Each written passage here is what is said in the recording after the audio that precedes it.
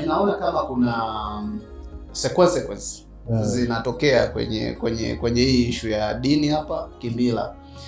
Kwenye masuala mbalimbali ya mirathi, kuna vitu vingine wosia na vitu vingine ambavyo vinakwenda kuathiri hawa wasimamizi.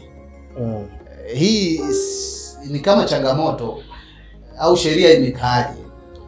Kwanza katika kimila hakuna cheti chochote ambacho kinakuwepo.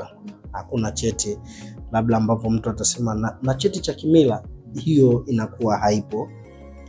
Isipokuwa lazima kuwa kuna mashahidi ambao walihudhuria hiyo ndoa ya kimila, aidha kwa upande wa mwanaume au kwa upande wa mwanamke, wale ambao watashuhudia kwamba kuna ndoa ya kimila ambayo ilifanyika. Lakini tukija katika huu upande wa kiserikali, yani mara nyingi wanaziita ndoa za bomani, tunasema civil marriage, ambazo huwa zinafungwa kwa ofisi ya mkuu wa wilaya pale. Huwa zinafungwa pale, wana sign kile cheti, wanapeana cheti cha ndoa. Sasa inapokuja katika death certificate, hali labda kama mmoja wao amekufa, kile cheti huwa kinamata sana, kwa sababu wanapokuja ndugu, ikiwa ni ya kimila, mara nyingi ndugu watakuwa na nguvu sana kupata ile death certificate. Lakini mke akiwa na cheti halali cha ndoa, ni rahisi sana kumkabidhi death certificate yule, kwa sababu anaamini yule ndo alikuwa mwenza wake halali. Na ndio maana imekuja siku hizi inatusumbua sana, unakuta watu waliishi pamoja kwa muda hata miaka 10, miaka 20, wamechuma mali pamoja, wameishi pamoja, lakini hawakuwahi bariki au hawakuwahi kuwa na cheti cha ndoa. Kwa mmoja anapofariki, huwa inaleta mtafaruku mkubwa sana baina ya ndugu au mwanamke. Baina ya ndugu ndo anaingilia, lakini ndugu anaingilia kwamba wakishapata ile, unajua wanapopata death certificate ile inakuwa ni kama muhimili mkubwa sana katika mgawanyo wa mali. Unakuwa ni muhimili mkubwa kwa sababu wao wanapopeleka mahakamani ili waweze kuteua sasa msimamizi wa mirathi, kuna moja ya document ambayo lazima muisubmit, ni hati ya cheti cha kifo. Sasa kama una ile, inakuwa ni ngumu sana. Tumeshuhudia kesi kama hizo zimetokea nyingi sana. Unakuta mama mfiwa mjane hana hicho cheti, ila ndugu anao. Kwa ndugu anapewa mandate. Wakishapewa pale, nafikiri inakuja mtafaruku mkubwa sana hata katika mali, mgawanyo wa mali, na unakuwa hauja balance. Labda tushawahi kupata experience kwa nchi zingine ambazo zimeendelea kwenye eneo hilo. Kwa nini ndugu wawe kipaumbele na waingilie masuala ya mali, urithi na vitu vingine? Kwa sababu nikiangalia makubaliano yalikuwa ni awali watu wawili. Kama mmoja wapo ameondoka, ametangulia, kwa nini sheria isimwangalie yule ambaye alikuwa naye muda wote, miaka yote? Ndugu wanaingiaje katika masuala mbalimbali ya makubaliano wakati wao walikubaliana hawa? Sheria zetu zinakuja zinatubana sana.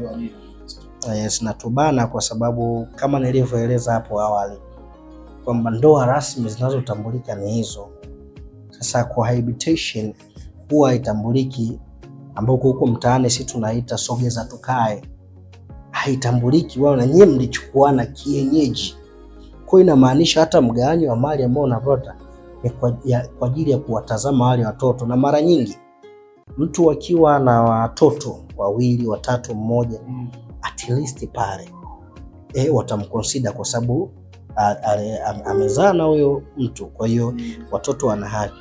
Mimi naona kama mheshimiwa, kuna mpishano kati ya sheria sheria kama sheria, lakini pia na tamaduni na taratibu za kidini, kwa sababu kuna baadhi ya vitu vya kidini kuvitengenezea sheria inakuwa kama kwa sababu kwa mfano sheria inatuambia mkataba ni mkataba, makubaliano ni makubaliano, na lazima ufuate makubaliano. Na sidhani kwamba kile cheti sina uhakika sana kama kina maelezo ya kutosha juu ya huo mkataba. Sasa sijajua kwenye upande wa dini kila dini na utaratibu wake, nadhani hivyo. Sasa sijajua kwenye hili eneo ambalo tunaliita mkataba au hili sheria inamlinda vipi au inalinda vipi huu mkataba wa makubaliano, kwa sababu mwisho wa siku utakuja kuleta shida, na ambazo shida hizo ndio tunaziona katika jamii zetu, hasa kwenye eneo la mali au mgawanyo wa mali. Dini inaingia, jamii inaingia, serikali inaingia. Sawa. Mkataba unalinda vipi hii makubaliano kisheria? Nilipo define maana ya ndoa kijamii, tunasema ndoa ni mkataba. Mkataba wenyewe ni upi? Ndo kile cheti ambacho sasa mlianguka saini wewe na mwenza wako, kile cheti mlichokianguka ndo mkataba wenu ule. Ndo maana kijamii tunasema bana, ndoa ni mkataba. Ni mkataba, kwamba ndo maana huwa anauliza una cheti cha ndoa? Na ndo maana ukiona labda mtu kaolewa na bana, huu ni halali yangu. Kitendo cha kusema halali yangu inamaanisha ana cheti thabiti cha ndoa. Yes, mimi nimekuelewa. Hakuna pepa nyingine. Yaani unajua mimi nadhani ushanielewa. Hakuna pepa nyingine au hakuna makubaliano mengine ambayo yanakuwa beyond. Yani hakuna makubaliano mengine yanakuwa beyond. That's the only paper ambayo inakuwa mezani pale, ni kile cheti. Kama afisa unadhani inatosha hiyo kuthibitisha ule uhalali wa makubaliano kati ya mwanamke na mwanaume? Kwa sababu mwisho wa siku ninachoona kinachokuja kutokea ni watu wanaingia sign makubaliano kwa sababu wanaingia makubaliano ambayo hayajajitosheleza. Mpaka ukaona watu wana sign na wamelipia na kile cheti kinakuwa kina namba ya serikali, kimesajiliwa. Umeshanielewa? Kile cheti kimesajiliwa vizuri, expect ujue kwamba kila kitu kimekamilika pale. Ila tukienda beyond, kukiwa kuna makubaliano, ni wenzetu Marekani ambao wame develop. Sisi huku kwetu sisi hatuna. Kule tuna marriage contract kama Marekani. Hicho ndio nilikuwa natamani. Kwa Marekani hiyo ipo. Wanaenda kwa wakili na wanaandikishana kabisa, nitakuoa kwa miezi 6. Asante. Ndani ya miezi 6 nitakulipa kiasi kadhaa. Baada ya hapo tumemalizana. Na hiyo anaweza kama mwanaume au mwanamke. Mwanamke anaweza kumfuata mwanaume na wanioe kwa takriban ya wanasaini, wanakubaliana kwamba kwa vigezo hivi nitakulipa hiki basi. Kwa hiyo wenzetu huko wameshafuka, wako zaidi ya muda. Wako mbele ya muda sana. Yani yako mbele ya muda sana, na ndio maana hizo kesi kule mimi sizisikia. Hata kama nazisikia ni chache sana. Ndo kwa nini kule wako hivyo na wanazipenda sana hizo, by the way, kwa sababu wana sheria kali sana. Kule unaposikia mgawanyo wa mali ni kitu hakina kona. Yaani sheria tayari ipo, yani ni nganga. Sulisha saini mwanzo. Na mfano mzuri, nafikiri mliona Bill Gates alivyoshuka kwenye utajiri. Waliambiwa agawane mali zake nusu kwa nusu. Yani hiyo haina chenga.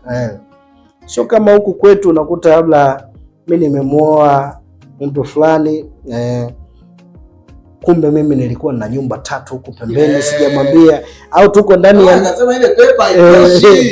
tuko ndani ya ndoa, kumbe mimi nimejenga sehemu nyingine sijamwambia, lakini pale tunapoishi ndo nimemwambia kwamba bana, hii ndo nyumba yetu. Yani mimi naona kama ile pepa inatuchonganisha. Of course inakuwa hivyo, ndio maana. Lakini unajua mara nyingi kwa nini inakuwa hivyo? Kutokana na ndoa sisi tumefunga kwa njia ya agano. Tunaipeleka kwenye kiroho ambapo hatujatumia sana kiserikali. Hatujatumia sana kiserikali. Hii inatumikaga mara nyingi sana ikiwa watu waliokutana ni dini mbili tofauti. Ambao labda unakuta wazazi wao sawa wamebariki lakini hawaafi. Waislamu hawataki hii ndoa ifungwe Kikristo na Wakristo hawataki ndoa ifungwe Kiislamu. Kwa hiyo wanaenda bomani pale, baada hapo wanaenda tu kusherehekea. Ndoa bomani ni ile kusa. Nabidi bunge liibue mjadala kama huu ili mambo yakae vizuri, kwa sababu mwisho wa siku hapa ni kama kuna uchonganishi katika eneo hili. Nadhani hii kama wasimamizi wa sheria inaweza ikawa inawapa ugumu kwenye masuala kama haya, na kesi hizi nafikiri mnazipata nyingi. Ni nyingi sana hili. So nadhani kuna namna fulani ya kuweza kuangalia hivyo. So mimi nilichokiona ndoa nyingi zinazopata shida, hasa ndoa zinaanza kupata shida kwenye mambo ya mali hapa. Na naona ile pepa haijitoshelezi. Kwangu mimi sijui watazamaji wanaonaje, lakini ile pepa nahisi kuna maandishi yametolewa hayapo yanatakiwa yawepo.